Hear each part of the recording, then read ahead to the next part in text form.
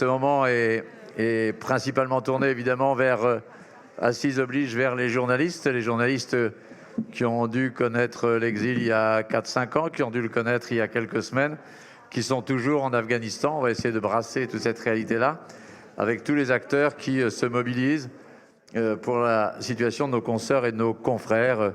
Je laisserai Catherine Monet, qui va animer ce débat de Reporters sans frontières, qui est journaliste de Reporters sans frontières, les présenter. Mais il y a là donc la Maison des journalistes qui est un acteur principal. Il y a la Fédération internationale et la Fédération européenne des journalistes qui est représentée, et évidemment des consoeurs et des confrères d'Afghanistan. Et puis également, parce que on se connaît depuis 20 ans malheureusement, hein, quand c'était compliqué à Kaboul, j'en profite pour dire un mot, Akbar Khan Ariobal, qui a été un des premiers interprètes et accompagnateurs des médias francophones lors de la chute de Kaboul il y a maintenant 20 ans. Lors de la chute de Kaboul, cette fois après l'offensive américaine. Et donc il va aussi témoigner, puis il va nous aider aussi à traduire en dari et en pachtou ce qui sera nécessaire. Aussi, il y aura une traduction assurée par Dominique Chéry, qui est ici présent, pour ceux qui s'expriment en anglais. Donc c'est une table ronde un peu particulière, parce que j'allais donner une parole multiple.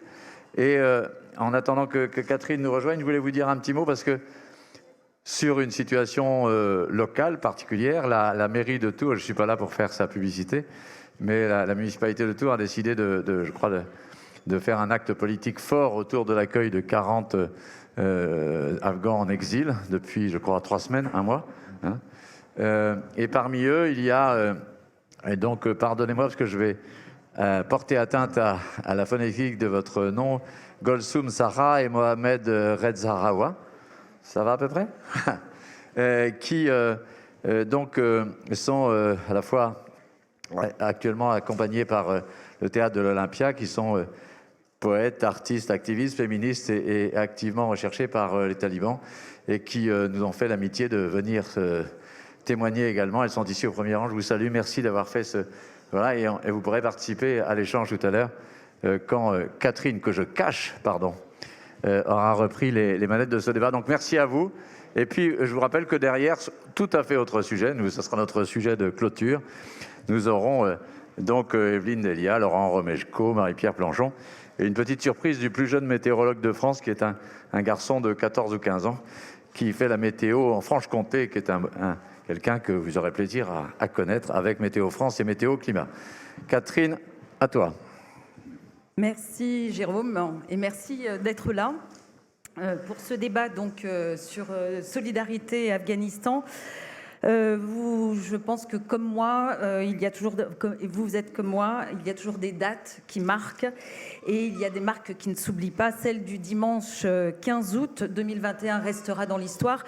Et ce jour-là, car ce jour-là, la surprise de tous, les talibans sont entrés dans la capitale Kaboul et ont pris dans la soirée possession du palais présidentiel déserté. Il y a aussi des images qui ne s'oublient pas, celle de l'incroyable chaos qui a régné autour de l'aéroport de Kaboul dans les jours qui ont suivi resteront également dans nos mémoires. Et parmi la centaine de milliers d'Afghans qui ont tenté de fuir, parmi les dizaines d'autres qui ont réussi à monter dans un avion avant le départ des derniers soldats américains, combien de journalistes ont-ils réussi à se mettre à l'abri? À ce jour, nous n'avons pas de chiffres précis. Nous savons juste que certaines rédactions afghanes ont perdu une partie de leurs forces vives. Nous savons que plusieurs centaines de journalistes figurent toujours sur les listes d'évacuation et attendent de pouvoir quitter l'Afghanistan. Et nous continuons au fil des jours d'apprendre qu'un tel ou un tel a réussi enfin à sortir. Alors certains ont rejoint la France, 2 d'entre eux sont d'ailleurs avec nous aujourd'hui et je les remercie de leur présence, comme je salue 2 autres confrères afghans arrivés il y a 5 ans. Et avant d'entendre leur témoignage, je vous propose tout de suite de rejoindre Lotfullah Najafizada, qui est le directeur de Tolo News. Je ne sais pas si... Non, il arrive. Alors, Lotfullah arrive. En attendant, je vais vous rappeler ce qu'est Tolo News. Vous connaissez peut-être cette chaîne, qui est la première chaîne d'information privée afghane. Elle a été fondée en 2004. Tolo, ça veut dire le soleil levant, c'est tout un nom qui porte un espoir en lui. Et Tolo News n'a jamais cessé d'émettre, malgré les pressions, les menaces, voire même les attaques que la chaîne a été la cible. En 2015, 7 journalistes, ou en tout cas 7 collaborateurs de la chaîne ont été tués dans un attentat qui a visé un de leurs véhicules. Et je ne sais pas si on a de nouveau... On n'a toujours pas l'autre foulard. Ils sont en train de... L'autre foulard. Alors merci Akbar. Ne m'en voulez pas de mal prononcer, d'avoir des petits problèmes. Donc bon, en attendant, on va peut-être faire, en attendant l'arrivée de l'autre foulard, on va faire un tour de table. Donc à ma gauche, tout de suite, Akbar, qui est donc réfugié en France parmi nous depuis 5 ans. C'est ça. Ensuite, nous avons Mariam, qui est arrivée aussi à peu près à la même époque. 20 mars 2015, comme vous n'avez pas le micro, on ne vous entend pas trop.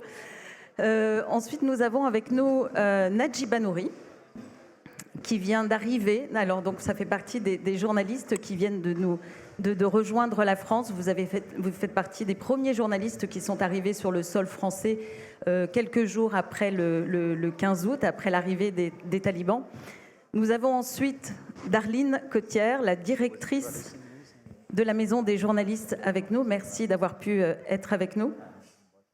Et nous avons également Rateb Nouri, qui Rateb Nouri, qui fait également partie des quelques journalistes qui sont arrivés en France ces dernières semaines et qui et que je remercie de nous avoir rejoints également.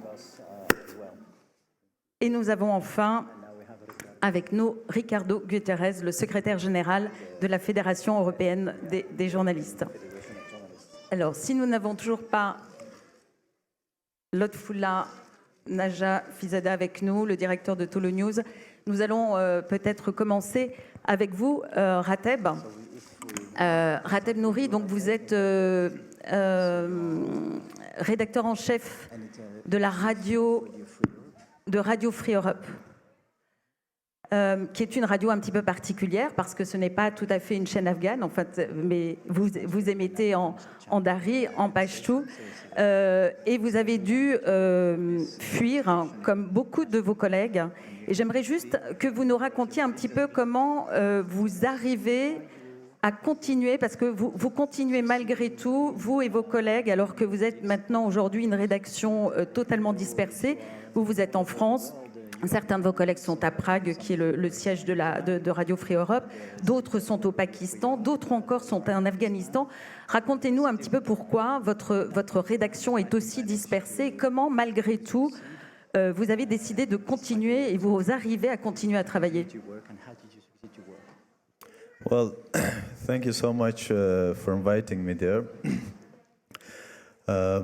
We, as a branch of Radio Free Europe's Afghan service in Afghanistan, I was chief editor in Afghanistan, not the whole Afghan service. We continued our mission in 2 languages, Dari and Pashto, the 2 formal languages of Afghanistan. And still we do. I mean, though we have been uprooted and everyone is in every corner of the world now, but still the operations are going on, and I don't know if someone translates this. Okay. I am now. Thanks. Merci beaucoup de votre invitation. Effectivement, je travaille pour la branche en langue afghane de Radio Free Europe. J'étais le rédacteur en chef à la fois en Pashtun et en Dari. Et effectivement, bien que nous soyons tous dispersés un petit peu partout autour du monde, on continue à travailler pour le service. I'll just give you a small image of how the radio was operating in Afghanistan. We were threatened directly and indirectly, almost our whole entire team in Afghanistan. And it was because we were in every single village of the country. So in that case, when you speak about women's rights, when you speak about children's rights, when you speak about access to education, access to information, and so on.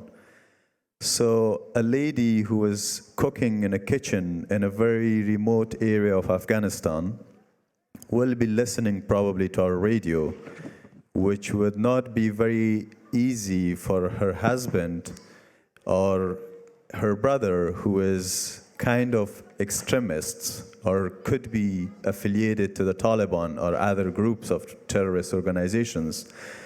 He will definitely don't like us. That's why it kept us more exposed. Je vais vous donner une petite image de la façon dont nous opérions en Afghanistan. On était une petite équipe, on a été écoutés dans chaque village du pays, dans chaque région. Et quand vous parlez de droits de l'enfant, de droits de la femme, de l'accès à l'information, imaginez une mère de famille en train de préparer son repas et en nous écoutant à la radio, et ce, en dépit de l'opposition très certaine de son frère, de son mari, pour qui le discours de la radio était complètement à l'encontre de ses visions probablement beaucoup plus extrémistes. That's why at least during the 4 years, we have lost 4 colleagues. 3 of them were killed in a suicide attack in Kabul, but the very last one was killed in Helmand province. His name was late Ilyas Dai, who was the one covering for us Helmand province. It was a very crucial part of Afghanistan. As you know, over 90% of the poppy cultivation comes from Helmand in Afghanistan. C'est pourquoi nous avons pris de grands risques et on était particulièrement menacés dans l'exercice de notre travail de journaliste. Nous avons perdu donc quatre collègues qui sont morts dans un attentat à la bombe à Kaboul, et le dernier collègue que nous avons perdu couvrait seul la province du Helmand, une des provinces les plus particulièrement difficiles à couvrir. And actually, when he was targeted by the Taliban on 12th of November last year, that's when we had to rethink about the way of coverage and operations in Afghanistan. Et le 11 novembre dernier, lorsque ciblé, visé et finalement abattu par les talibans, nous avons dû réviser tout notre mode opératoire en Afghanistan et réorganiser la façon dont nous travaillions sur place. And one thing is to be mentioned that we produce 12 hours show every day, including news, educational sections, and a project-based section that's called anti-narcotics. That's very important for Afghanistan. Et c'est une chose de savoir que nous produisons plus de 12 heures par jour d'informations et de magazines d'information dont certains sont compliqués à produire, comme par exemple une émission spéciale sur contre la drogue, qui est vous savez, un fléau en Afghanistan. So that's why when our colleague was taken off by the bad guys, then we had to rethink about our operations, and that's when we started to work, to assign our colleagues working from home, because we did not feel that's going to be safe for them. And after Ilyas Dai was killed, then that's when the targeted attacks against journalists started. Then they took down Yamas Yawash, a very close friend of mine who used to work for Tolo News. And then after that, they took down others back to back, some women in Nangarhar, 3 women journalists in east of the country, and the last one was, I think it was on July, if I'm not wrong. C'est pourquoi lorsque les méchants ont fini par nous priver de la présence de notre collègue, on a commencé à travailler à partir de la maison, on a commencé à tenter d'assurer notre sécurité du mieux que nous pouvions, parce que la mort de notre collègue a été suivie de beaucoup d'autres. Nous avons perdu des collègues d'autres radios, d'autres télévisions, de Tolo News, 3 femmes journalistes qui ont été abattues, et le dernier tout récemment en juillet. So that was a basic image of how we tried to rethink how to cover Afghanistan, and unfortunately, they did not stop there, and now you see how the situation goes and how it leads to a very new stage of news coverage in Afghanistan. Voilà, ça vous donne un petit peu l'image de la façon dont on a pu assurer une couverture informationnelle de ce qui se passe en Afghanistan et des difficultés qu'on a pu rencontrer sur le terrain. But we still try to operate. It's not just when I say we, it's not my organization. I mean the whole journalist community of Afghanistan. Because the only achievement we had in past 20 years, I mean not the only, but the highlighted one was freedom of speech, that we lost it in the matter of few hours. And that's why it's up to us now to keep that voice alive and keep operating. Mais avec mon organisation, et pas seulement mon organisation, toute la communauté des journalistes afghans, nous nous efforçons de poursuivre le travail, de continuer à couvrir ce qui se passe et à le raconter, parce que l'un des acquis de ces 20 dernières années, c'est très certainement la liberté d'expression, le droit de la presse et cette capacité à pouvoir s'informer librement. Et on sent un véritable devoir de poursuivre cette mission. Merci beaucoup. Merci Rateb. Justement, un autre média essaye aussi de continuer cette mission d'informer en Afghanistan avec toutes les difficultés. Nous avons, je crois maintenant, c'est bon, en ligne, Lotfoula. Voilà, Lotfoula a pu nous rejoindre. Bienvenue. Nous disions tout à l'heure que votre chaîne avait décidé de poursuivre son travail d'information malgré toutes les difficultés. J'imagine que ce 15 août, prendre cette décision de continuer à émettre alors que votre chaîne a directement été ciblée par les talibans dans le passé, a dû être une décision très difficile. Mais pourquoi vous avez choisi de continuer malgré tout cette mission d'informer? So the question is, on 15th of August, you decided to go ahead and continue with the broadcast of Tolo News. And how did you make that decision? And why did you make the decision to continue your broadcast and work? Well, thank you for having me. And great to see some of old friends and colleagues. I think on the 15th, we had this fundamental question ahead of us: to stop our broadcasting and then get into this negotiation with the Taliban to see when we can resume broadcasting or continue our operation. We understand that limitations are great. We understand that is becoming even more difficult, but that was the decision that we made. Oui, le 15, merci à tous et ravi de voir les collègues autour de la table. Effectivement, le 15, nous avons fait face à une question fondamentale qui était d'arrêter de diffuser et puis de commencer à essayer de discuter avec les talibans les conditions d'une reprise de la diffusion et de nos opérations, ou alors décider de continuer. Et on a compris qu'il valait mieux continuer à faire notre travail. Et après les propos assez rassurants des talibans au tout début de leur arrivée, on a vu les conditions de travail des journalistes se compliquer considérablement. Les femmes journalistes ont été intimées de rester plutôt chez elles. Il est devenu de plus en plus difficile, voire dangereux, de couvrir les manifestations. Dans quelles conditions aujourd'hui travaillent vos équipes? Dans quelles conditions de travail vous arrivez à travailler? Quelles sont vos conditions de travail aujourd'hui et vos principales difficultés? We saw the condition worsen for your operation. We saw the Taliban imposing more and more complex conditions on daily work. We saw female journalists being told to stay home and work from home. We saw how dangerous it's been to cover demonstration. So how do you manage on a daily basis to ensure a level of coverage? The difference between past August 15, and pre-August 15 is almost a matter of, a difference of day and night. So it's very, very difficult, I must admit. The media is not that vibrant, it's not that free. We don't have that much of access to information. The Taliban have strictly asked us to stop being critical of their government. And in the provincial level, they have asked journalists to consult with them their stories before they start working on those stories, meaning that we need to take their approval before filing or going after a particular story.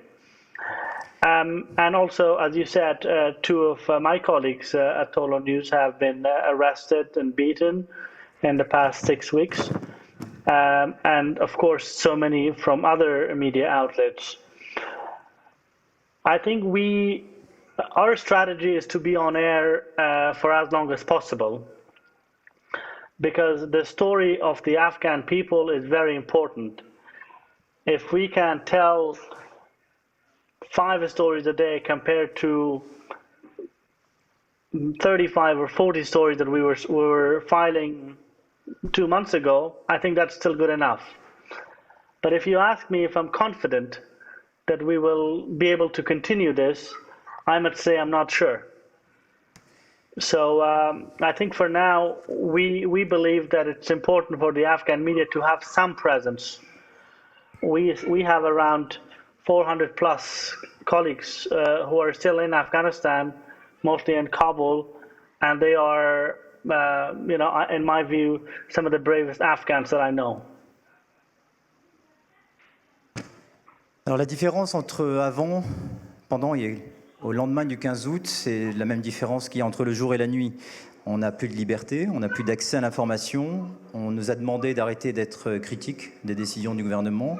Les talibans nous demandent, nous imposent de les consulter au préalable sur tout sujet sensible ou litigieux et de contrôler toute diffusion d'informations. Comme vous l'avez raconté, on a eu deux collègues qui ont été violemment battus il y a 6 semaines. Alors, quelle est notre stratégie? Notre stratégie, c'est de continuer à diffuser, c'est aussi longtemps que possible, faire notre travail, de raconter la vie quotidienne, de disséminer l'information du terrain auprès d'un maximum d'Afghans. De diffuser ça, c'est une activité fondamentale et on va continuer à s'y atteler pour aussi longtemps que possible. Alors, vous me demandez, est-ce que je suis confiant? Ben non, je ne suis pas sûr qu'on va pouvoir continuer à le faire longtemps. Vous savez, il y a à peu près un peu plus de 400 collègues, principalement à Kaboul, qui continuent à travailler dans des conditions que vous imaginez maintenant. Et je pense que ça fait partie des personnes les plus courageuses que l'on a en Afghanistan. Effectivement, je crois qu'on peut saluer le courage de tous les journalistes qui continuent de travailler en Afghanistan. Lotfoula, au-delà des problèmes sécuritaires, au-delà des problèmes de censure auxquels vous êtes confrontés aujourd'hui, il y a aussi les médias afghans encore en activité sur place.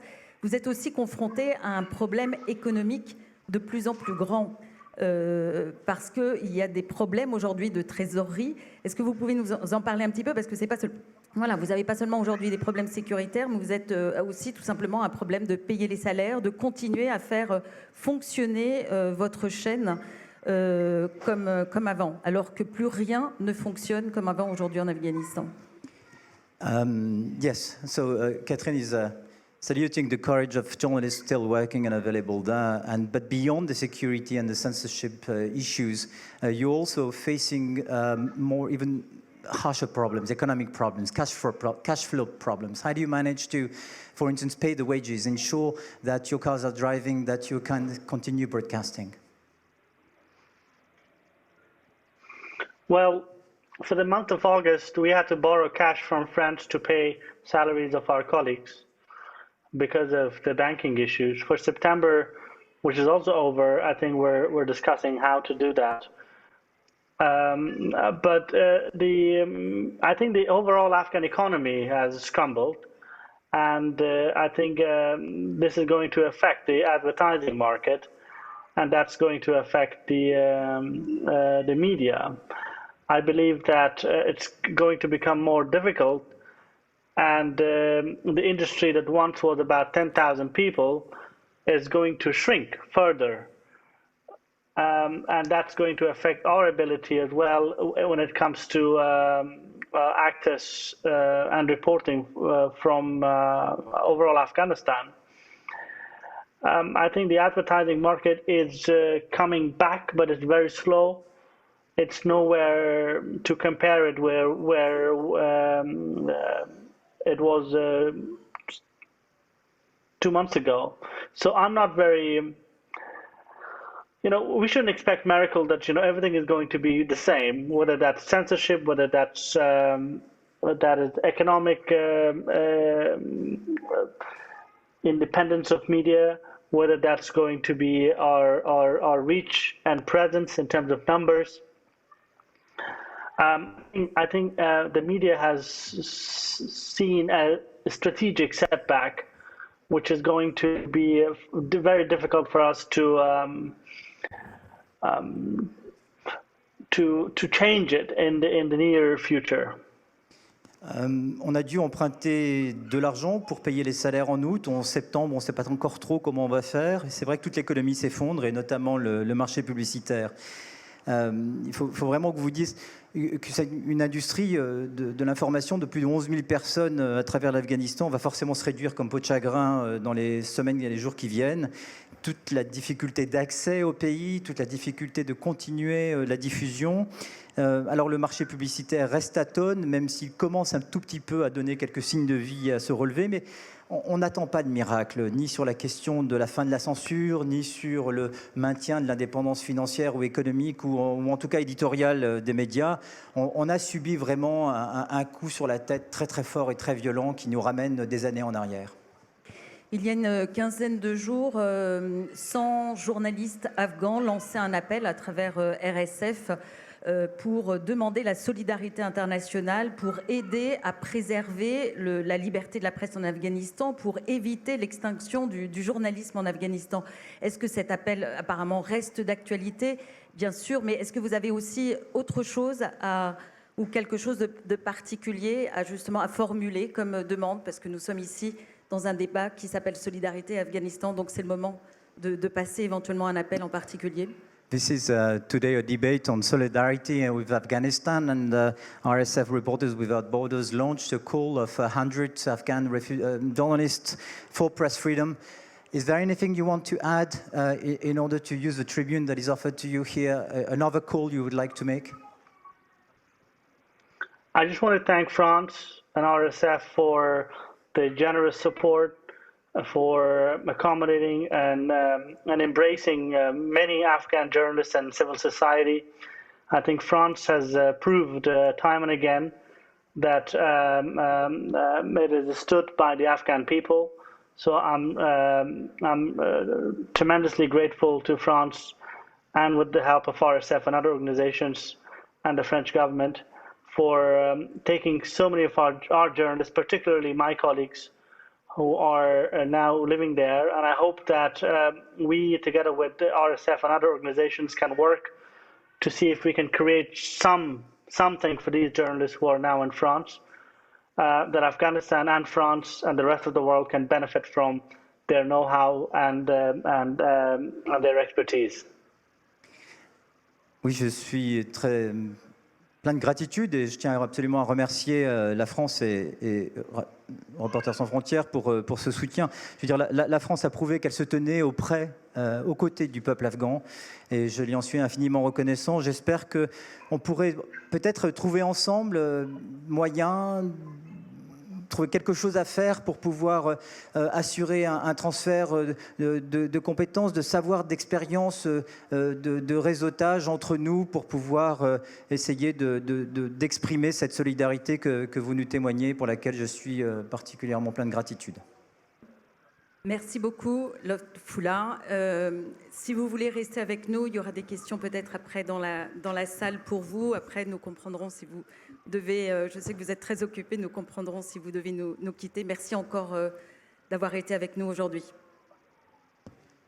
Thank you so much for being with us today. Voilà, Thank you. Merci.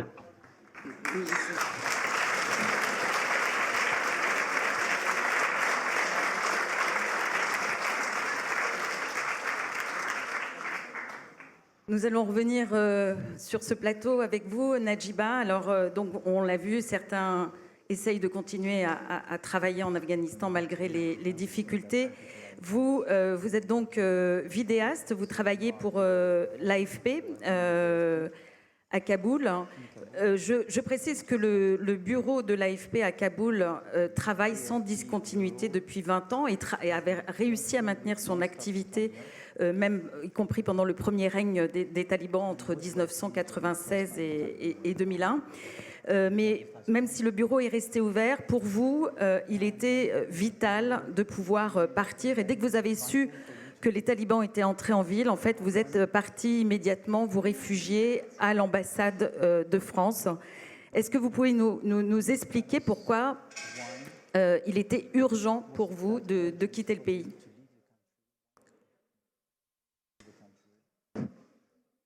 It's on? Yeah. Thank you very much for having me today.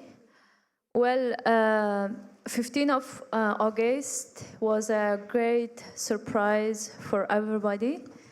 I mean, for me personally, in the morning I went to the office, and in the afternoon when I went back to my home, I could see like Taliban walking in front of my house. So I was shocked, and I was really like, surprised what's going on. Well, I didn't decide to leave, and I never thought that Taliban would come to Kabul.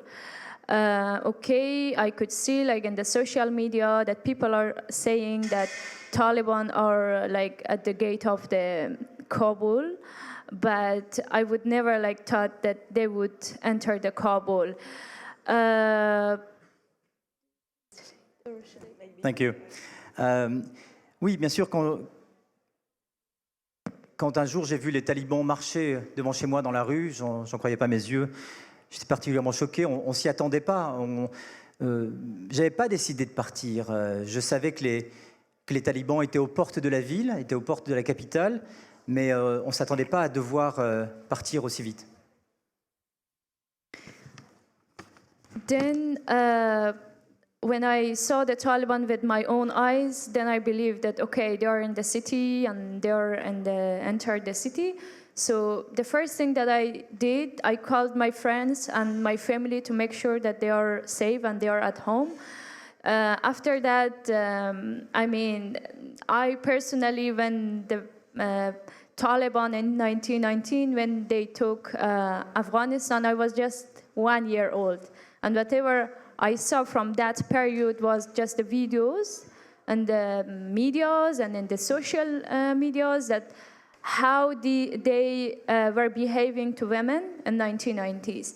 So, and I had no idea. So, and I thought, like especially during these years that I was working for AFP, and I could see like their violence against women, especially against Afghan women journalists. So I was totally sure. So okay, it will be night for me to stay in Kabul as an Afghan journalist, as a woman, to work, to have my camera, and to go to the street and cover the stories or the news. So, I mean, for me, it was the toughest decision in my whole life to leave my country. In the matter of hours, whatever we have achieved, actually, especially women, during these 20 years, we just, I would say, so far we lost them, and yeah, I just left. Oui, alors quand j'ai vu les talibans de mes yeux en ville, la réalité était présente, était là. Et j'ai d'abord appelé ma famille pour m'assurer qu'ils allaient bien. Moi, je n'avais qu'1 an lorsque les talibans ont pris le pouvoir dans les années 90. Donc, je n'en connaissais d'eux que des images que j'ai vues sur des images vidéo. J'ai pu voir, et en commençant à travailler avec l'AFP, j'ai vu d'autant plus des archives et des images. J'ai pu voir leur violence entre les femmes, et notamment les femmes journalistes. Et je savais qu'ils seraient fous de vouloir rester avec ma caméra, travailler dans les rues de la ville, travailler auprès d'eux. Et croyez bien que c'était la décision la plus dure et la plus difficile que j'ai dû prendre de ma vie, de devoir quitter mon pays et de prendre cette décision en quelques heures. Ce que nous avions construit, nous les femmes, en 20 ans, s'est effondré, et donc je n'avais pas d'autre choix que de partir. Effectivement, d'après nos derniers chiffres recueillis à RSF, moins de un septième des femmes qui travaillaient, des femmes journalistes qui travaillaient en Afghanistan, sont encore aujourd'hui en activité, et la plupart travaillent de chez elles, ne peuvent plus se rendre dans les rédactions. Donc c'est certainement l'un des reculs les plus flagrants, en tout cas une des pertes des acquis de ces 20 dernières années les plus flagrants concernant les femmes journalistes en Afghanistan. Well, yes, of course, it's a big change. I mean, before 15th of August, especially in this one last year, the target killings against journalists was started, and we have lost many female and male journalists. But among those violence and these target killings, I mean, we were continuing, you know, we were working, female, male, and I mean, just recently, 2-3 months back, I could see that the female video journalists are increasing and increasing, you know, there are like not more video journalists. So I was like, you know, even with those violence, we were hopeful, and yeah. But after 15th of August, many of the journalists, they have already left the country, and of course, many of them are still staying at home.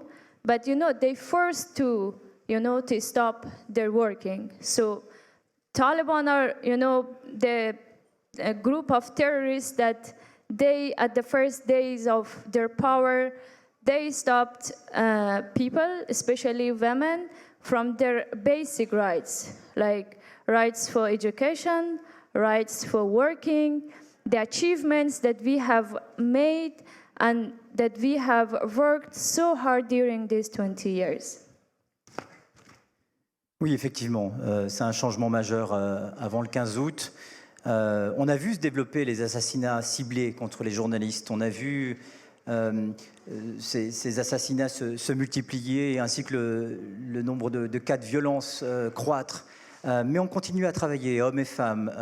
Il y a 3 mois encore, je voyais des femmes journalistes qui produisaient courageusement, régulièrement, malgré les violences. Et moi, je gardais espoir.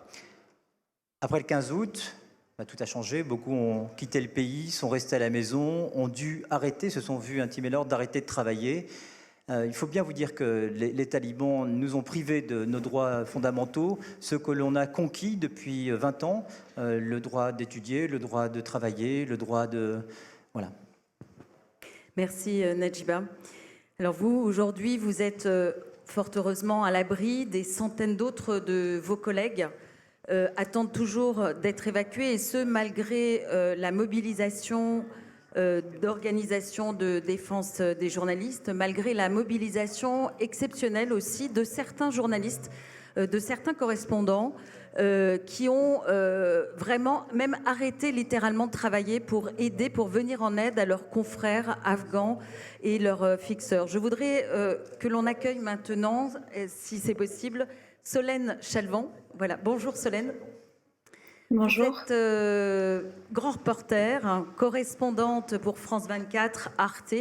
Je précise que vous êtes l'auteur aussi d'un reportage, d'un documentaire sur les talibans qui vous a valu d'être sélectionné cette année à la fois pour le prix Bayeux et pour le prix Albert Londres. Félicitations, déjà on vous souhaite bonne chance. Merci. Mais je voudrais qu'on revienne sur votre investissement assez exceptionnel. Je disais, vous avez été plusieurs correspondantes. Vous êtes vraiment mobilisés corps et âme depuis plusieurs semaines pour essayer de faire sortir vos confrères d'Afghanistan. J'avoue que tous les journalistes, on a toujours un peu aidé, je pense, à un moment ou à un autre, tous les journalistes qui ont fait du terrain, on a aidé à un moment ou à un autre, un fixeur à sortir, un collègue journaliste à sortir du pays. Mais là, votre mobilisation, je le répète, a été exceptionnelle, et vous avez été aussi confronté à des problèmes ou à des difficultés majeures. Est-ce que vous pouvez nous en dire quelques mots ? Oui, alors d'abord, merci beaucoup. C'est un collectif qui s'est mis en place ici en France et ailleurs, d'ailleurs en Europe, aux États-Unis. Il y a plein d'endroits où des gens qui ont été en lien avec l'Afghanistan, qui avaient des employés ou qui avaient travaillé longtemps en Afghanistan, qui étaient correspondants comme nous, il y a plein de gens qui se sont mobilisés. En fait, ce qu'il faut comprendre, c'est que c'est un effet de proximité. Les expatriés qui habitent en Afghanistan ne sont jamais... Excusez-moi, j'ai un retour très fort de ma voix. Je ne sais pas si du coup je serai claire. Les expatriés en Afghanistan, si vous voulez, ils sont très peu nombreux. Ils sont constamment dans des bunkers en fait ultra sécurisés, ne peuvent jamais en sortir, si bien que en fait les gens comme nous qui arrivaient à être en contact avec les Afghans étaient très très peu nombreux, puisqu'on ne dépendait pas d'un système ultra sécurisé qui nous empêchait ce contact-là. D'ailleurs, c'est pas pour rien que les gens qui sont sur votre plateau, les confrères Rateb et Nadjiba, on se connaît personnellement parce que c'est un tout petit monde. Donc évidemment, quand c'est un tout petit monde et qu'il s'agit de vos amis, des gens que vous voyez pour les dîners, pour les anniversaires, il y a un effet de proximité qui vous foudroie et qui vous appelle. Donc je pense que ça explique vraiment pourquoi il y a une mobilisation très forte. Ensuite, il y a une mobilisation parce qu'en fait, il y avait un vrai besoin. Il y avait un vrai besoin de coordonner. Pourquoi? Parce que les gens qui étaient à l'ambassade de France, les gens de l'ambassade de France, sont des gens, puisque nous sommes correspondants et que nous habitons en Afghanistan, si on n'est pas directement à Kaboul, quand Kaboul était trop compliqué à vivre, on était basé au Pakistan. Les gens de l'ambassade sont en fait fatalement des gens qu'on connaît depuis des années. Puisqu'il y a une communauté internationale qui est une communauté française qui est extrêmement restreinte à Kaboul. Donc ce sont des visages, ce sont là encore des gens que nous connaissons.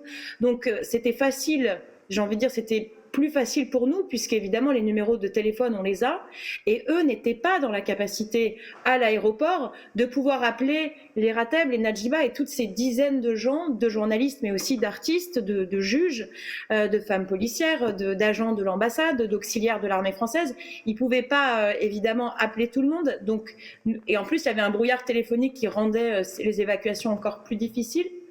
Donc, en fait, nous, on a servi vraiment tout bêtement, juste pour les gens de l'ambassade. On leur envoyait des photos des gens sur site pour qu'ils voient bien les habits, en fait, les habits de couleur qu'ils avaient ce jour-là. Ils nous donnaient en retour, je dis à nous, mais encore une fois, il s'agit de plein d'autres gens que moi, ils nous donnaient des indications, des signes distinctifs, c'est-à-dire dites-leur de venir avec une pancarte avec, par exemple, le nom d'un policier, parce que le problème, c'est que quand les gens viennent avec un drapeau français le lundi, le mardi, c'est le Stade de France, tout le monde a un drapeau français, vous voyez, les gens se passent le mot, bien sûr. Donc en fait, pour identifier les gens, il y avait ces signes distinctifs, une écharpe rouge, un balai, une pancarte, et ensuite, nous, on coordonnait avec les gens sur place. Là, il s'agit de ceux qui sont partis dans les pires conditions, dans des conditions tout à fait inhumaines et indignes, qui sont ceux qui se sont pressés à l'aéroport pendant des jours. Heureusement, même je sais que si ça a été terrible, dans le cas, vous en avez peut-être parlé avant que j'intervienne, dans le cas de Nadjiba et de Rateb. Est-ce que vous m'entendez toujours? Oui. Vous m'entendez toujours parce que j'ai plus de retour. J'ai plus de retour micro. Oui, Solène, on vous entend très bien. D'accord, ok, super. Dans le cas de Nadjiba et de Rateb, c'est un peu différent puisque Nadjiba a pu être intégré au personnel de l'AFP et Rateb, je ne sais pas s'il l'a raconté, mais Rateb, on a réussi à le mettre, on a réussi à coordonner avec un bus qui était un bus qui appartenait, en fait, c'est que des histoires de petits milieux, encore une fois, d'amis, en fait, c'est mon ancienne colocataire à Kaboul qui travaille pour un centre de recherche avec les Américains et qui connaissait le travail de Rateb, qui avait beaucoup d'admiration pour son travail et qui a du coup accepté d'intégrer Rateb et sa femme enceinte, évidemment, qui pouvait pas subir l'aéroport, qui a pu les intégrer. Donc en fait, c'est un peu comme ça que ça s'est déroulé. Il y a eu beaucoup de ratés. Il y a eu le moment aussi, quand même, souvent, on s'est demandé ce qu'on faisait, en fait, parce qu'on encourageait quand même des gens à se mettre extrêmement en danger, un danger fou. Alors, quand en plus, vous n'avez pas de nouvelles de quelqu'un pendant 4 heures et vous savez qu'il est avec ses gosses dans la foule et que vous savez ce qui peut se passer dans cette foule, c'est terrible et on s'est dit très souvent qu'on n'avait sans doute pas pris les bonnes décisions. Maintenant, j'ai envie de dire, avec ce qu'on voit aujourd'hui et le manque d'efforts qui est fourni par le Quai d'Orsay pour sortir ceux qui figuraient dans des bus envoyés par le quai sur des listes recensées par le Quai d'Orsay, qui sont encore des centaines à attendre dans Kaboul, sans aucune nouvelle, quand on sait que nos voisins allemands sont en train de les sortir peu à peu par la frontière pakistanaise. En fait, je me dis qu'on a peut-être bien fait de les pousser autant que possible, parce que pour ceux qui sont sortis, c'est un immense soulagement, et pour ceux qui sont sur place, c'est absolument terrible. Je crois que vous avez très bien résumé la situation. Ouais. Vous êtes encore, Solène, je crois, mobilisée pour essayer de sortir. Combien de personnes encore vous avez sur votre liste personnelle qui rejoint en partie celle de RSF, la vôtre, celle de la fédération, certainement des autres organisations de journalistes. Je sais que vous êtes encore mobilisés, que vous êtes encore confrontés à des difficultés. Combien de personnes encore vous essayez de sortir? Alors c'est difficile de répondre à ça, parce que en fait il y a constamment des gens qui s'agrègent. Déjà, il y a eu une grande période d'inconnu pour tout le monde, où on ne savait pas qui était où, qui avait réussi à partir. Il y a des gens qui naturellement, des gens qui ont été dans les mêmes bus d'ailleurs que les gens d'RSF, c'est-à-dire ces fameux bus qui à la fin n'ont pas réussi à entrer dans l'aéroport, et qui regroupaient des centaines de gens, notamment des magistrats et des journalistes. Il y en a qui ont réussi à fuir par le Pakistan, d'ailleurs des gens sans visa, qui ont payé des passeurs. Bon, nous de toute façon, à un moment on savait pas quoi leur conseiller. Il nous semblait que quand même sortir d'Afghanistan, c'était quand même un premier pas. Donc là, on est en train de recenser les gens qui ont directement travaillé avec nous, ou des gens, en fait, ça veut rien dire même des gens qui ont travaillé avec nous, parce que moi, je parle de mes fixeurs et de mes traducteurs, mais en fait, évidemment, comme tous les journalistes qui ont travaillé en Afghanistan, je suis sollicitée par une femme juge que j'ai interviewée il y a un mois, et qui a fait condamner des talibans, ou si elle n'a pas fait condamner des talibans, elle a fait condamner des maris violents qui vont se venger de la même manière. La vengeance, là, ne vient pas, il ne faut pas se raconter d'histoire, ne vient pas que des talibans, vient aussi de plein de gens qui sont sortis de prison, ou qui, dans un rééquilibre des pouvoirs, s'il vous plaît, maintenant se sentent tout puissants. Donc cette femme juge, il faut aussi que quand même on arrive à lui filer un coup de main si on peut.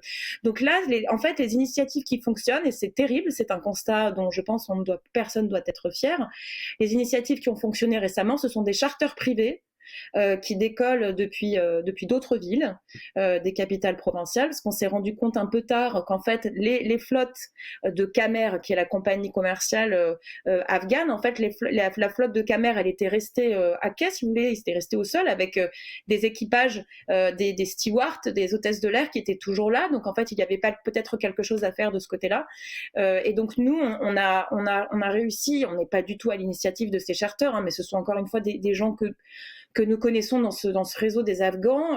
On arrive par moment, voilà, à leur demander, voilà, ici on a une famille de 3 ou une famille de 4, voilà leur description, voilà, ce sont des gens qui ont reçu des menaces des talibans avant même toute cette histoire, on a tel papier du NDS, c'est-à-dire des renseignements afghans qui le prouvent. En plus, ils ont aidé aux évacuations. Il faut savoir que les Afghans, surtout les Afghans dans les médias d'ailleurs, qui ont aidé leurs confrères à partir, notamment des directeurs de médias, des gens plus importants, vraiment des capitaines de navires en fait, qui eux ne sont pas partis, qui sont restés courageusement quand même, et bien eux sont très emmerdés. Et à Kaboul, on a des gens qui sont interrogés, on connaît des gens qui sont interrogés par les talibans, qui ne les mettent pas nécessairement en prison, mais qui leur disent qu'il faut qu'ils arrêtent tout de suite, parce que sinon sinon ils seront tués. Donc on essaye, voilà, dans ces charters-là, on essaye de faire passer des gens, on harcèle le Quai d'Orsay toutes les heures que Dieu fait pour savoir si le passage qui est privilégié en ce moment par les Afghans du côté de la frontière pakistanaise,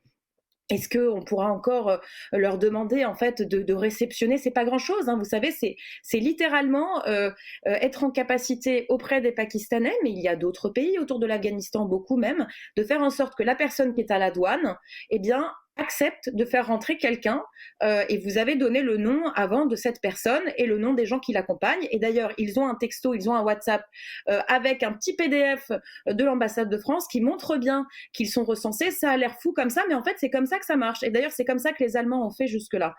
Donc nous, on encourage vraiment les Français à ne pas oublier toutes ces centaines de gens sur des listes dont on sent quand même maintenant qu'ils ne sont plus prioritaires. D'ailleurs, regardez, on ouvre les journaux, on entend parler que de gens qui ont réussi à sortir, voilà, en racontant leur vie d'après, leur vie d'ici. C'est déjà, on sent qu'il y a déjà en fait que l'histoire, elle se déplace, elle est déjà ailleurs. Donc nous, on essaye de maintenir la pression auprès du quai et de faire en sorte que ces centaines de gens ne soient pas oubliés. Et on voit déjà qu'il y a un changement de discours. Hein, je le répète, puisqu'on nous dit « Ah bon, mais qu'est-ce qu'ils ont fait quand même pour les Français en Afghanistan ?» alors que 3 semaines plus tôt, en fait, ils étaient non seulement recensés, mais en plus, ils étaient dans des bus où les Français les avaient envoyés devant l'aéroport à la barbe des talibans, excusez-moi du jeu de mots. Donc, c'est quand même gonflé si aujourd'hui, on nous repose des questions sur ces profils. Est-ce que, Solène, quand on vous entend, on peut imaginer qu'une des façons d'aider aujourd'hui à l'évacuation des journalistes, c'est de simplement demander aux rédactions françaises, vu qu'on a beaucoup de journalistes avec nous aujourd'hui, de simplement de continuer à parler de l'Afghanistan. Est-ce que ce serait ça, votre suggestion, votre appel, pour continuer à faire pression ? Mais bien sûr, en fait, mais d'ailleurs, il y a beaucoup de médias en France qui l'ont fait. Hein. Là, ça retombe, c'est malheureux, et c'est aussi notre rôle de continuer de produire des sujets là-bas, de solliciter les confrères ici. Mais nous, quand même, il y a des gens qui sont vraiment sortis parce que des médias confrères ici, c'est pas nous d'ailleurs du tout, mais ils les ont fait parler, ont appelé des gens qui étaient dans la foule, n'ont pas hésité à nous solliciter sans aucun négo de confrères pour nous dire est-ce que tu as quelqu'un là qui arrive toujours pas à partir, qui est sur la liste. Il y a beaucoup de choses qui ont été faites, notamment la radio. Donc ça, il faut le faire. Il faut aussi, nous, qu'on continue d'alerter le Quai d'Orsay, mais il faut aussi se dire, moi je n'y suis pas retournée là depuis, donc là je vais bien voir comment ça se passe sur place, mais il faut quand même aussi espérer qu'il y a quelque chose à faire en Afghanistan. C'est terrible, c'est inaudible, il y a des gens qui sont vraiment à sortir et qui risquent la mort, mais on commence à avoir quelques surprises, des toutes petites surprises. Il s'agit de Kaboul, des petites radios communautaires. On verra bien de quoi il en retourne, mais il faut quand même aussi espérer que dans les négociations, dans le bras de fer qui se mettra nécessairement en œuvre sur la question de l'aide humanitaire, n'oublions pas que les Afghans peuvent être très fiers des médias qu'ils ont produits ces 20 dernières années. Je rappelle que c'est un des seuls pays indépendants, qui était indépendant, qui avait une vraie presse libre de la région. Regardez le Pakistan à côté, la Chine, l'Ouzbékistan, l'Iran, c'était prodigieux en fait. Donc il y a quand même cette culture, cette ressource à l'intérieur du pays pour ceux qui ne sont pas partis. Voyons s'il n'est pas possible quand même de faire perdurer cette culture médiatique en Afghanistan. On verra sous quels moyens. Peut-être qu'il faut multiplier les échanges universitaires, peut-être qu'il faudra accueillir des femmes journalistes ici, les faire travailler, les aider à travailler de l'étranger, mais je pense que simplement, même si on a beaucoup aidé pour les évacuations, et vraiment, croyez-moi, j'ai beaucoup de visages de gens, je sais qu'ils doivent absolument partir, qu'ils risquent la mort, mais il ne faut pas, je pense qu'il faut aussi quand même garder en tête qu'il va y avoir des choses à produire en Afghanistan, et il y a des journalistes qui pourront le faire, peut-être sur place. En tout cas, il y a déjà des gens qui se battent pour ça, qui prennent contact timidement avec les talibans et qui voient si quelque chose va être possible, en tout cas dans les villes. Merci beaucoup Solène pour ce message à la fois plein de conviction et d'espoir aussi pour l'avenir, malgré cette noirceur de la situation. Merci. Restez avec nous si vous pouvez. Il y aura des questions du public. Peut-être, je ne doute pas qu'il y aura des questions pour vous aussi. Merci si vous pouvez rester en ligne avec nous. Nous allons repasser dans la salle avec vous, Mariam Mana. Donc vous êtes arrivée il y a 5 ans. Ça fait déjà 5 ans que vous êtes là. On l'a vu, rester n'est pas simple, partir n'est pas simple, sortir de l'Afghanistan aujourd'hui est particulièrement compliqué. Vous êtes sorti à un moment où c'était plus simple et vous êtes là aujourd'hui et vous pouvez aussi témoigner que ce n'est pas simple d'être réfugié. C'est un deuxième parcours du combattant qui commence. Mais ce que j'aimerais savoir, c'est qu'est-ce qui vous a aidé depuis 5 ans que vous êtes là, parce qu'il y a plein de choses qui peuvent être faites et qui peuvent aider justement les journalistes afghans qui arrivent et qui sont dans la difficulté, qui sont à la fois un peu en détresse psychologique, en situation économique complexe. Qu'est-ce qui peut aider quelqu'un, un journaliste afghan qui arrive en France. Qu'est-ce que l'on peut faire et qu'est-ce que vous avez vécu en bonne pratique et que vous pouvez nous partager? Oui, oui, ça fait 6 ans que je suis en France et je crois que pour nous, pour les réfugiés, il y a 2 types d'exil. Il y a un exil que vous êtes plus à votre pays physiquement et d'autre côté, c'est exil alors c'est exil de langue. C'est deuxième Bravo, chose. vous avez appris le français, c'est ça, depuis 5 ans, c'est pas facile. Merci, c'est gentil. Donc, pour moi, l'exil en langue, c'était plus dur que l'exil physique. Parce que moi, je suis née en Iran, j'ai passé toute ma vie comme en exil. Et quand je suis en France, pour moi, j'imagine pour les autres Afghans, c'est plus difficile de quitter. Pour mes collègues qu'ils ils ont été forcés de quitter leur pays propre, c'est plus difficile. Mais pour moi, parce que j'ai vécu tout le temps comme autant que réfugié. Donc pour moi, j'ai pris la décision parce que j'ai été menacée de partis extrémistes de quitter mon pays. Donc, quand je suis venue, j'étais totalement comme une personne handicapée. Vous voyez, c'est difficile pour tout le monde. Tout d'abord qu'il ne parle pas français, mais je crois que pour deux types de gens, tout d'abord les écrivains et les journalistes, c'est plus dur. Parce que pour nous, la langue, c'est un outil d'avoir accès de travail. Voilà, de travail. Nous, on gagne la vie par la langue. On observe les choses et après, on raconte les histoires de réalité. Donc, pour moi, ça m'a pris du temps d'apprendre la langue. Et c'est pour ça que j'ai pas mal reçu des conseils de la communauté les gens francophones, tout quand vous venez à l'étranger, peu importe, Angleterre, France, Allemagne, il faut tout de suite plonger dans la langue. Et pour moi, c'était pas facile de plonger dans l'océan de langue française.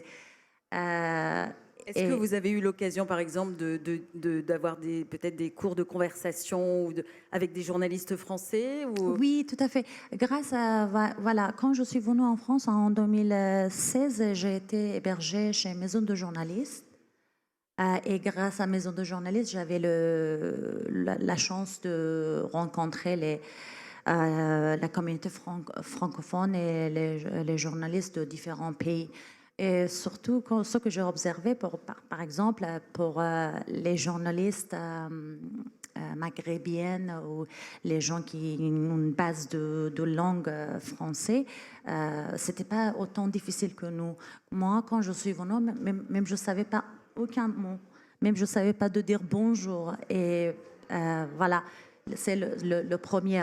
C'était un défi, un challenge pour moi d'apprendre la langue, mais avec les initiatives de Maison de journalistes, ils m'ont aidé beaucoup d'être intégrée dans la société française. Voilà. Merci Mariam. Mais justement, vous nous tendez la perche pour donner la parole à Darline Cottière, hein, qui est donc directrice de la Maison des journalistes. On sait que vous êtes venue vraiment... Ces dernières années, la Maison des journalistes, un élément incontournable dans le dispositif d'aide des journalistes qui arrivent en France, des journalistes en exil. Je crois savoir que vous avez fait un effort particulier justement pour accueillir nos collègues afghans. Combien vous avez pu, en même temps vous avez aussi des moyens limités, mais combien vous avez pu accueillir justement de collègues? Je crois que Najiba est actuellement avec vous. Dites-nous un petit peu ce que vous avez pu mettre en place ces dernières semaines et dans l'urgence pour les journalistes afghans. Alors tout d'abord, je dois dire que cette maison des journalistes, elle est unique au monde et elle a 20 ans parce qu'elle a été créée en 2002. Donc c'est vrai que depuis cette année, on a pu accueillir plus de 400 journalistes venant de 70 pays, dont l'Afghanistan. Ces journalistes, ils arrivent en catastrophe, comme elle l'a très bien souligné Nadjiba, tout comme Mariam. Donc c'est souvent un arrachement, c'est parce qu'il faut fuir la répression, il faut se protéger parce que sa vie est en danger. Donc depuis la création de la maison, donc ces hommes et ces femmes, ils ont pu se reconstruire à la maison des journalistes.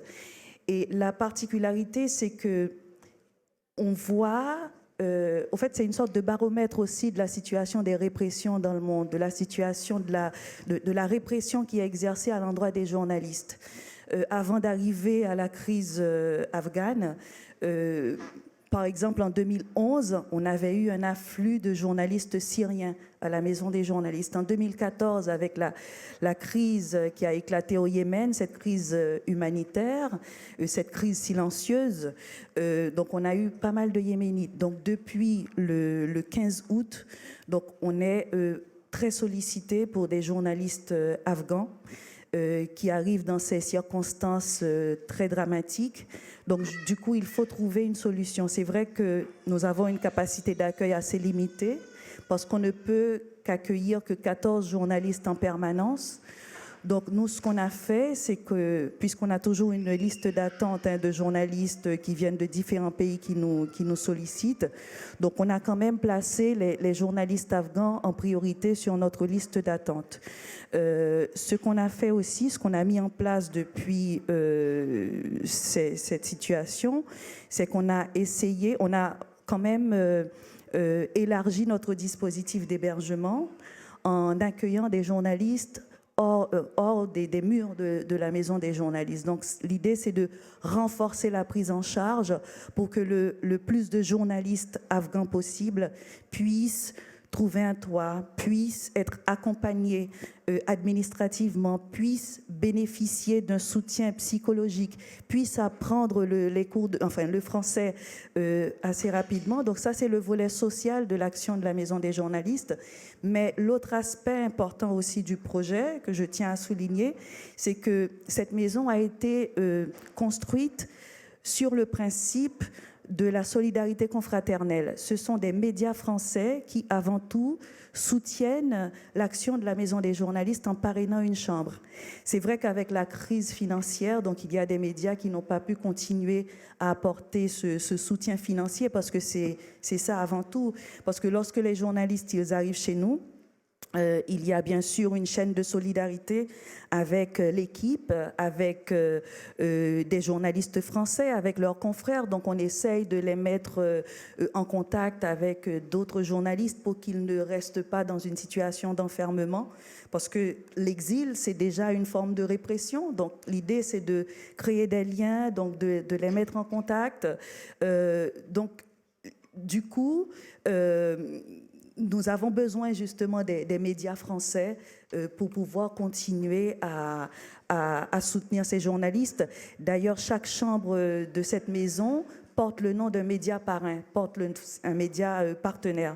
Donc ça participe en quelque sorte de la reconstruction des journalistes, puisque le fait d'être arrivé en France dans ces circonstances catastrophiques, d'être à Paris, qui est considérée comme la ville des droits de l'homme, des droits humains, enfin la France, d'être accueilli dans cette structure qui est unique au monde, la Maison des journalistes, et dans une chambre qui porte le nom d'un média français. Donc c'est quelque part une forme de reconnaissance. Parce que quand ils arrivent dans l'anonymat, parce que c'est souvent le cas, donc Nadjiba, par exemple, a pu bénéficier du soutien de l'AFP. Je salue la présence des journalistes de l'AFP qui sont très présents justement dans l'accompagnement des journalistes. Et ça, c'est très important aussi. Solène avait souligné la nécessité de cette solidarité, que ce soit en Afghanistan, mais en France également, de particuliers, de journalistes, mais aussi des pouvoirs publics, des organisations, des associations, parce que c'est quand même des personnes qui ont pris d'énormes risques pour nous informer. Ce sont des personnes qui ont pris des risques pour dire la vérité, donc présenter le monde tel qu'il est. Et sans eux, donc imaginez ce que ça serait le monde qui nous entoure. Donc ça serait en quelque sorte un chaos, puisque si on ne peut pas comprendre le monde dans lequel on vit, Donc, on est en perte de repères. Donc, voilà, pour nous, c'est très important, cette solidarité confraternelle. Et c'est ça que je tiens à souligner dans des circonstances pareilles où on a besoin des journalistes, on a besoin des médias, on a besoin des pouvoirs publics pour continuer à soutenir ces hommes et ces femmes qui sont utiles à la société française, qui sont utiles au monde, tout simplement. Merci Darlene, je crois que c'est très clair, votre appel à solidarité des médias et des journalistes en particulier est très clair. Nous allons devoir un petit peu accélérer, je suis désolée, le débat parce qu'il ne nous reste plus beaucoup de temps. Je voudrais quand même donner la parole rapidement à Akbar. Akbar, vous avez bénéficié justement aussi de l'accueil de la Maison des journalistes. Vous êtes un ancien et vous étiez un ancien fixeur et traducteur des médias français. Vous avez dû fuir l'Afghanistan en urgence après avoir travaillé et diffusé un reportage sur les talibans. Aujourd'hui, vous êtes un peu un modèle d'intégration. Sans raconter toute votre vie, vous avez des enfants qui réussissent brillamment leurs études universitaires supérieures. Vous êtes vous-même aujourd'hui enseignant à l'INALCO. Et cependant, vous avez continué, ça a été extrêmement important pour vous depuis cette crise, de maintenir justement, de rendre quelque part la solidarité que vous avez reçue, vous, il y a 5 ans quand vous êtes arrivé. Est-ce que vous pouvez nous, rapidement, prenez le micro là, est-ce que vous pouvez nous expliquer l'importance aussi peut-être pour les anciens réfugiés de rester mobilisés aux côtés des nouveaux réfugiés afghans, des nouveaux exilés? En fait, c'est un des clés importantes pour les réfugiés, les anciens réfugiés, d'aider ses compatriotes. Ce que je fais le jour même quand j'ai entendu ce qui se passait en Afghanistan, j'ai pas commencé à pleurer dans un coin de maison ou dans un coin de ma chambre. J'ai commencé à partir directement à l'aéroport, travailler bénévolement avec mon fils, au moins de faire quelque chose avec notre compatriotes qui ont besoin des interprétariats et aussi de montrer, de donner un peu d'espoir pour ces gens-là. Et quand j'ai commencé, et je suis très content de ce que je faisais et je continue toujours et je suis prêt à faire jusqu'à la fin parce que il faut donner l'espoir, important l'espoir pour les gens qui quittent leur pays. Par exemple, moi, j'ai passé la moitié d'un siècle dans mon pays que j'aime de tout mon corps, et c'était très difficile. Il faut donner les espoirs, il faut l'aider, il faut leur montrer les bons chemins. Surtout, intégrer dans une société, celle de la France, c'est très important de leur dire que voilà, prenez la langue, il faut apprendre la langue française. Et moi, je suis content de ce que je fais et c'est vraiment difficile. Je ne peux pas aider d'autrement sauf de faire l'interprétariat ou de montrer, d'être solidaire avec eux si, par exemple, ils ont besoin d'aller dans un endroit où ils ont besoin de l'interprétariat ou quelque chose comme ça. Merci Akbar. On va terminer avec vous, Ricardo Guterres. Vous êtes le secrétaire général de la Fédération européenne des journalistes. Juste pour donner une idée, l'ensemble de ces organisations représente 300 000 journalistes dans 45 pays. C'est pas rien. Et évidemment, vous aussi, vous avez été totalement mobilisés autour de cette crise afghane.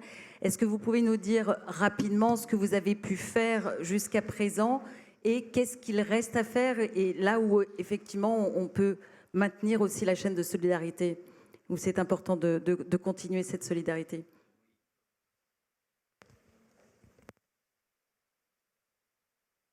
Alors, problème de micro. Voilà, ça fonctionne, merci.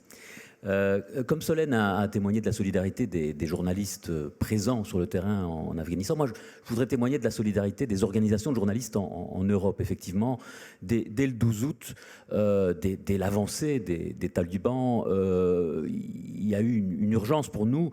Vous savez, l'octroi de visas humanitaires, c'est une compétence nationale. Donc ça ne sert à rien de se mobiliser au niveau de l'Union européenne, etc. Il faut que chaque État soit actif. Et donc, on a convaincu les 70 organisations en parfaite collaboration avec la Fédération internationale des journalistes qui, elles, avaient et il y a toujours d'ailleurs, 2 affiliés, donc 2 organisations de journalistes membres en Afghanistan. On a établi des listes de journalistes menacés en Afghanistan. Ces listes ont comporté jusqu'à 4000 noms, 4000 journalistes en demande d'évacuation, en attente d'évacuation. Avec leur famille ou sans leur famille? Oui, généralement avec des proches, voilà. famille, enfants. Très vite, donc, on a convaincu, à travers les organisations nationales de journalistes, une série de gouvernements d'octroyer des visas humanitaires et d'orienter toute une série de journalistes menacés, donc en établissant des listes nationales d'accueil vers les vols qui étaient organisés encore jusqu'au 31 août, au départ de l'aéroport international de Kaboul. Alors les principaux pays de destination de ces évacuations urgentes, il y a pratiquement eu 1 millier de journalistes qui sont partis dans le cadre de ces évacuations urgentes, surtout vers l'Europe, les États-Unis, le Canada, l'Australie, le Qatar, l'Inde, mais le principal pays d'accueil, c'est le Pakistan. Hein, c'est vers le Pakistan que la plupart des journalistes sont partis. Le Pakistan qui n'est pas un endroit si sûr que cela pour les journalistes. Pas du tout. Mais une fois qu'ils sont au Pakistan, on peut envisager alors voilà, des transferts vers d'autres. D'ailleurs, les évacuations vers les pays européens passaient de toute façon par Islamabad. Il y avait souvent des ponts aériens entre Islamabad et Kaboul pour rejoindre ensuite l'Europe. On a été confronté quand même à une position parfois un peu hypocrite de certains États. La France, notamment, au tout début, n'acceptait d'évacuation que de journalistes afghans qui avaient collaboré avec des médias français. C'est une idée qui ne nous plaît pas beaucoup au niveau de la Fédération internationale et européenne des journalistes, parce qu'on considère que tous les journalistes afghans menacés méritent évidemment, ils ont tous servi la cause de l'opinion publique mondiale, ils ont tous informé l'opinion publique mondiale, et donc c'est un des problèmes auxquels on a été confronté au début, c'est cette nécessité quelque part de trier les journalistes. On est solidaires, mais avec certains seulement. Ça a un peu passé avec le temps parce que bon, les États se sont rendus compte que c'était difficile à mettre en place. Certains ont triché. Nos collègues italiens, par exemple, la presse italienne a inventé des certificats de collaboration de tel et tel journaliste qui avait soi-disant collaboré avec la RAI, par solidarité. Parce qu'à un moment donné, quand on trouve qu'une mesure est injuste, eh bien, on trouve une manière de la contourner. Donc oui, la solidarité professionnelle, elle a été forte, elle reste forte parce que, comme on l'a dit, il reste 3000 journalistes sur liste d'attente. Il y en a des milliers d'autres qui sont toujours en Afghanistan. Il faut penser à eux aussi. Comment faire en sorte que ces journalistes continuent à travailler? Et là, il y a des démarches de la Fédération internationale des journalistes vis-à-vis de l'UNESCO, des Nations Unies, pour créer des sanctuaires, des refuges, faire en sorte que le journalisme soit encore possible demain en Afghanistan. Et quelles sont aujourd'hui pour vous les priorités?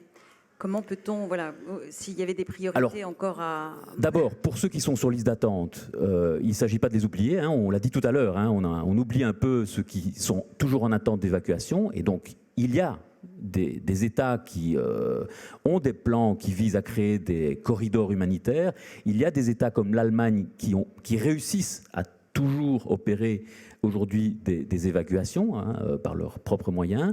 Donc on invite les États à intensifier ces efforts et on invite la communauté internationale à créer des sanctuaires, créer des conditions qui rendent possible l'exercice du journalisme en Afghanistan. Donc il faut soutenir aussi ceux qui restent. Tout à fait. Et c'était l'idée aussi de faire intervenir Lotfoullah Najafizada. Merci, pour montrer l'importance effectivement de se mobiliser pour permettre au journalisme afghan de survivre, tout simplement. Je crois que c'est un peu une question essentielle aujourd'hui. Donc merci beaucoup Ricardo. Donc en résumé, voilà, il y a beaucoup d'axes d'aide aujourd'hui. On l'a entendu, il faut penser à ceux qui restent, il faut penser à ceux qui sont arrivés. Il y a plusieurs façons d'aider. Il y a une pression à faire évidemment sur les chancelleries occidentales pour qu'elles maintiennent, qu'elles continuent de donner des visas et accueillir les journalistes. Il y a une façon d'aider très simple, c'est de donner des fonds à des organismes essentiels comme la Maison des journalistes. Je crois aussi que la FEJ, vous avez fait un appel à dons. Le RSF aussi a fait appel à dons spécial. Il y a, comme l'a suggéré tout à l'heure Lotfi Foula, des possibilités il y a des besoins de transfert de compétences parce que beaucoup de compétences sont sorties d'Afghanistan, beaucoup de journalistes sont sortis d'Afghanistan, mais les médias doivent continuer à fonctionner. Il y a des besoins de fonds, il y a des besoins d'enseignement, il y a des besoins de matériel tout simplement. Moi, il y a récemment un journaliste afghan qui est arrivé en France qui me disait qu'il avait plus d'ordinateur. Donc ça, c'est des petites choses simples. Peut-être que les rédactions peuvent aider avec d'anciens matériels.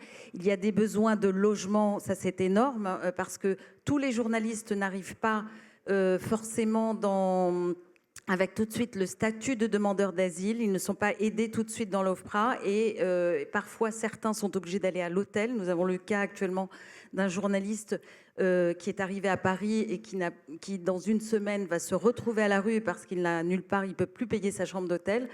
Donc il y a énormément de besoins.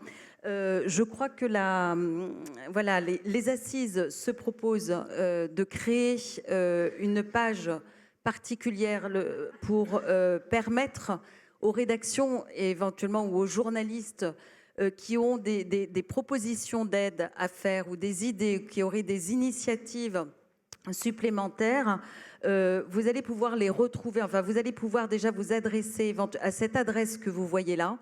Le site des Assises va créer une page spéciale qui va réunir toutes les initiatives existantes. Cela pourra être un petit peu votre guideline si vous avez envie d'aider l'Afghanistan, si vous avez envie de poursuivre la solidarité avec l'Afghanistan. Vous pourrez aller sur le site, vous pourrez aussi écrire à cette adresse que vous voyez apparaître, solidaritéafghanistan@journalisme.com, si vous avez de l'aide à offrir, des initiatives à proposer. Les équipes des Assises vous aideront à vous orienter vers les organisations ou les organismes qui seront les plus adéquates pour recevoir votre aide. Merci d'avance. On a encore quelques minutes, pour 10 minutes. On a 10 minutes, un petit peu moins que prévu pour les questions de la salle. Je vois que Dominique Pradalier fait un grand signe. Il y a un pupitre.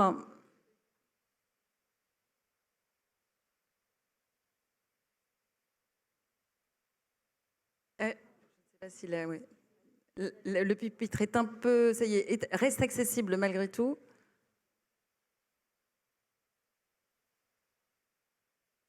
Catherine, tout d'abord, je tiens à saluer le courage extraordinaire de nos confrères et surtout de nos consoeurs afghanes, qu'ils soient encore là-bas, qu'ils soient en cours de route ou qu'ils soient arrivés ici, et leur apporter bien évidemment la solidarité de toute la profession des journalistes français.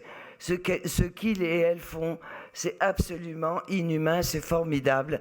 Ça nous donne courage à nous tous et ça nous rappelle que être journaliste, c'est pas un vain mot. Donc bravo et déjà merci. Deuxième point, le syndicat national des journalistes, dès le 15 août, a commencé à aider sur place les journalistes afghans, qu'ils soient femmes ou hommes. On les a eus au téléphone, on les a eus en mail, etc. Nous avons reçu plus de 3000 d'entre eux à ce jour. Et nous avons maintenant une liste de 600 journalistes, liste totalement documentée avec leurs papiers, etc. Et nous harcelons le Quai d'Orsay 3 fois par semaine pour 3 choses. Premièrement, leur assurer la protection sur place. Deuxièmement, assurer la protection là où ils se trouvent, en dehors d'Afghanistan. Troisièmement, pour les évacuer. Nous avons commencé à avoir un certain nombre de gens qui arrivent, heureusement, ça se fait au compte-gouttes. Et 600 journalistes, c'est pas grand-chose. Il y a 13 000 journalistes en Afghanistan.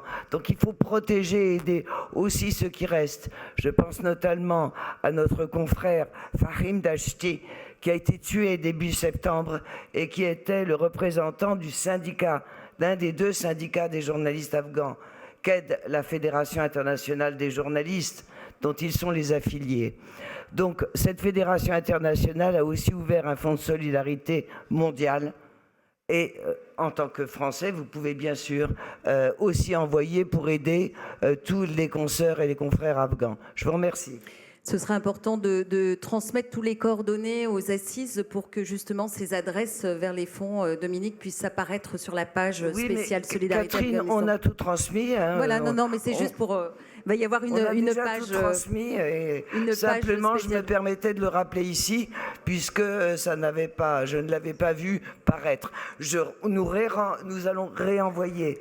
Mais ce qu'il faut bien comprendre, c'est que si la profession tout entière en France ne se mobilise pas, et les citoyennes et les citoyens, on ne pourra pas faire pression sur le Quai d'Orsay plus. Ils nous aident, mais il faut dire aussi que le ministère de l'Intérieur bloque. Le ministère de l'Intérieur bloque les visas humanitaires, bloque, etc. Donc, le Quai d'Orsay travaille plutôt bien et nous en remercions. Mais il faut se souvenir que le ministère de l'Intérieur bloque. Et c'est ce que j'ai dit à son représentant hier matin, puisqu'il était dans un autre atelier. Donc il faut qu'il débloque et que nos consoeurs et nos confrères afghans aient l'aide qu'ils sont en droit d'attendre. Et je pense que l'une des façons de faire ça, et ça c'est à la portée de tous les médias, c'est de continuer de parler de l'Afghanistan. Il ne faut pas que ce sujet retombe dans l'ombre. Sinon, c'est évident que ce sera un sujet qui... Enfin voilà, si on veut maintenir la solidarité envers nos confrères, il est essentiel de pouvoir entendre parler de l'Afghanistan, de la situation, de pouvoir continuer à suivre la situation dans les médias. Est-ce qu'il y a d'autres questions dans la salle? Je crois qu'il y avait des Afghans, des réfugiés afghans à Tours qui étaient parmi nous. Est-ce que vous avez peut-être une question à poser? Est-ce que vous souhaitez intervenir?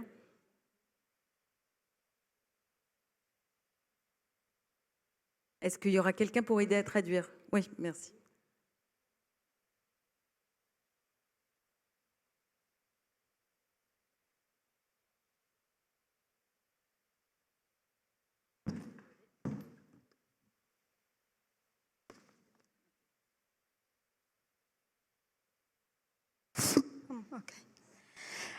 با سلام خدمت همه. گلسوم زهرا هستم، یکی از هنرمندانی که به تازگی در فرانسه آمده و همچنان تجربه 5 سال خبرنگاری در رسانه‌های محلی در ولایت بامیان را داشتیم.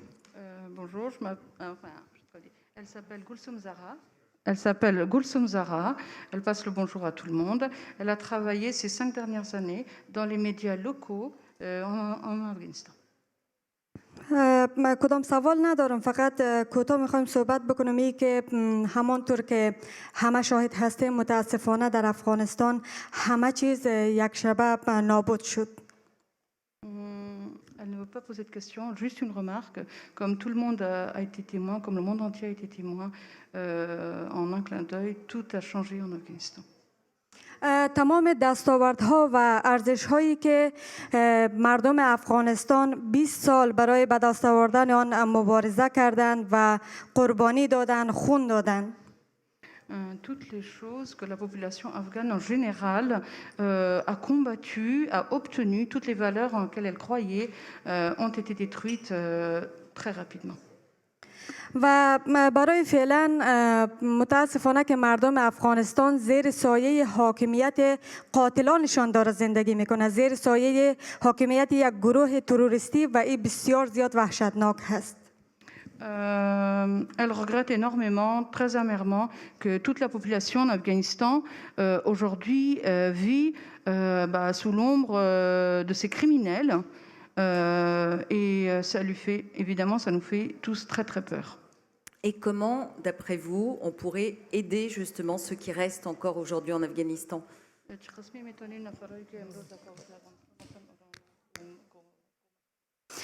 درست است. من چند خواهش دارم، البته نظر خودم هست. اولین خواهش می است که باید بپذیریم که طالبان تغییر نکرده. طالبان آنچه که در رسانه ها میگه و آنطور که خودشان را نشان میده آنطور نیست و اینا La première remarque qu'elle aurait à faire, c'est que prendre bien conscience que les talibans n'ont pas changé. Ils ont exactement la même manière de faire qu'il y a 20 ans. Et ça, c'est très, très important. اولین قدمی است که جامعه بین المللی با مردم افغانستان همصدا شوند و تلاش بکنند که گروه تروریستی طالبان به رسمیت شناخته نشود. Elle espère du fond du cœur que toute la communauté internationale ne reconnaisse pas le pouvoir en place en Afghanistan, le pouvoir terroriste en Afghanistan. و دومین کاری که میشه همانطور که میدانین مردم افغانستان دور از چشم رسانه ها، دور از چشم جهانیان، یعنی آن قسمت هایی رو میگم که رسانه ها نمیتونن که به خوبی فعالیت داشته باشن و جنایاتی را که امیال طالبان داره انجام میده در افغانستان، اینا از چشم همه پوشیده هست و خواهش میست که تلاش شود که رسانه ها بتونن در افغانستان برن و زندگی مردم افغانستان را انعکاس بده به جهانیان و جنایت طالبان را. Elle pense à toute la population qui sont dans des contrées très lointaines en Afghanistan, dans tout l'Afghanistan. La presse n'y a pas accès, les réseaux sociaux n'y ont pas accès non plus. Et elle aimerait que des réseaux sociaux, des journalistes puissent aller dans ces contrées très lointaines qui sont à l'abri du monde entier où les talibans commettent leurs crimes. و آخرین خواهش می است که با باور ما طالبان یک گروه تروریستی است که مزدور بیگانه هست، یعنی آله دست کشورهای دیگه هست. D'après elle, les talibans, bon, c'est un groupe terroriste qui sont à la solde des pays étrangers. و از جامعه بین المللی خواهش میکنم که همانطوری که شما طالبان را حاکمیت بخشیدن، یعنی برای طالبان اجازه دادن که افغانستان را بگیره و حکومت کنه، همانطور خواهش میکنم که طالبان را از افغانستان چی میگه اوست کنین، برانن. Elle demande de la même manière que la communauté internationale a permis aux talibans d'arriver au pouvoir en Afghanistan, de la même manière, elle demande à ce que toute la communauté internationale aide à ce que les talibans partent de l'Afghanistan, qu'ils ne gouvernent plus l'Afghanistan. Et là, je crois que pour cela, bon, c'est une grande tâche, mais je crois que c'est essentiel surtout que nos collègues afghans puissent continuer effectivement à travailler dans toutes les provinces d'Afghanistan et qu'on les aide à avoir tous les moyens possibles pour poursuivre leur mission d'information qui est essentielle dans ces moments-là. Est-ce qu'il y aurait quelques questions dans la salle? Oui, là-bas, s'il vous plaît, pour les intervenants, pour les participants de notre panel.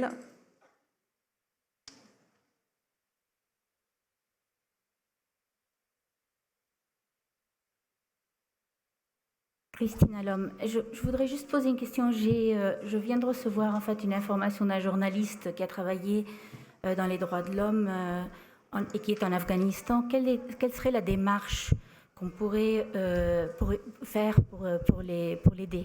C'est-à-dire, qui faut-il contacter? Il s'appelle Fahim Raza, il a 29 ans et il cherche à sortir. Il est de Angara Magazine, où il a travaillé pendant 7 ans. Par exemple, comment est-ce qu'on peut le mettre en... Est-ce qu'il y a un mode d'emploi? Est-ce qu'il faut écrire à cet email ou est-ce qu'il faut vous contacter à RSF? Là, vous pouvez contacter directement soit la FEJ, soit RSF, en sachant qu'aujourd'hui, il y a des listes d'attente qui sont très, très, très importantes.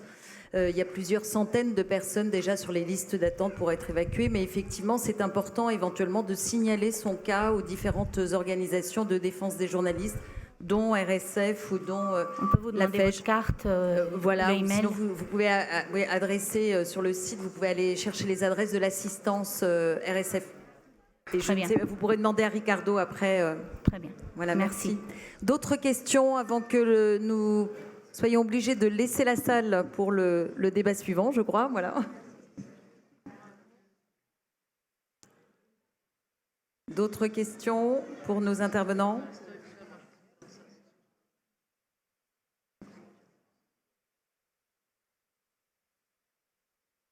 Écoutez, s'il n'y a pas plus de demandes, je terminerai donc en vous rappelant de vous rendre, si vous le souhaitez, si vous souhaitez aider l'Afghanistan, si vous avez des initiatives à proposer, si vous avez des interrogations sur qui propose déjà des initiatives et mobilisé pour aider nos confrères afghans. Vous pourrez vous rendre donc sur le site des assises et si besoin, si vous avez des propositions par exemple de matériel, si vous connaissez quelqu'un qui a un appartement par exemple à proposer à un journaliste pour quelques semaines, quelques mois, merci d'écrire à l'adresse solidaritéafghanistan@journalisme.com. Les équipes des assises vous réorienteront en fonction de votre proposition ou de votre demande. Merci pour votre participation et merci surtout à tous nos collègues. Merci beaucoup. Merci à vous. On tenait beaucoup pendant ces assises à avoir ce moment de solidarité avec l'Afghanistan et à vous recevoir ici. Merci beaucoup et puis je pense que sur solidaritéafghanistan@journaliste.com, il y aura des messages.